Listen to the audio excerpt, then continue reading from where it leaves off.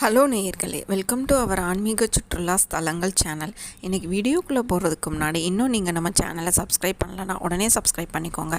பக்கத்தில் உள்ள பெல் ஐக்கானை ப்ரெஸ் பண்ணிக்கோங்க. அப்போ தான் நான் போடுற வீடியோஸ் எல்லாம் உங்களுக்கு உடனே நோட்டிஃபிகேஷன்ஸாக வந்து சேரும். கோவில் பயணத்தில் எப்போதும் நமக்கு மன அமைதியும் மன நிறைவும் கிடைக்கும் அப்படிங்கிறது என்னோட நம்பிக்கை. அப்படி இன்றைக்கி நம்ம ஆன்மீக சுற்றுலா ஸ்தலங்கள் சேனலில் பார்க்க போகிற கோவில் ஆதிகும்பேஸ்வரர் கோவில். தமிழ்நாட்டில் தஞ்சாவூர் டிஸ்ட்ரிக்டில் உள்ள கும்பகோணமில் தாங்க இருக்குது இந்த ஆதிகும்பேஸ்வரர் கோவில். இந்த கோவில் தஞ்சாவூர்லேருந்து ஒரு 45 கிலோமீட்டரில் தான் இருக்குது. சோழ வளநாட்டில் காவிரி கரையின் தென்கரையில் அமைந்துள்ள முக்கியமான கோவிலும் கூட. நாயன்மார்களாகிய அப்பர், ஞானசம்பந்தர் ஆகியோரால் பாடப்பட்ட ஸ்தலம்னு சொல்கிறாங்க. இந்த கோவில் 1300 ஆண்டுகள் பழமையானதும் கூட. இத்திருத்தலத்தில் குடிகொண்டுள்ள இறைவன் ஆதிகும்பேஸ்வரர் அப்படின்னும் அமுத கும்பேஸ்வரர் அப்படின்னும் அழைக்கப்படுறார்.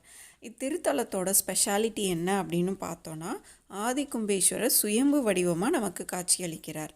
இத்திருத்தலத்தில் உள்ள அம்மனை பார்வதி மங்கள நாயகி எனவும் வளர்மங்கை எனவும் அழைக்கிறாங்க.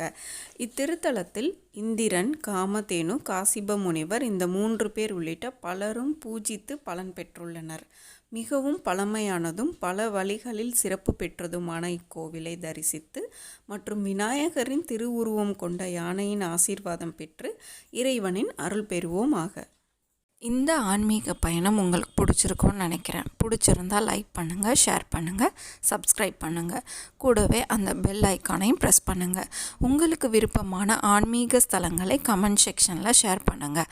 அந்த ஸ்தலங்களோட விவரங்களை நாங்கள் இந்த சேனலில் பதிவிடுறோம். நன்றி, வணக்கம். மீண்டும் மற்றொரு பதிவில் சந்திப்போம்.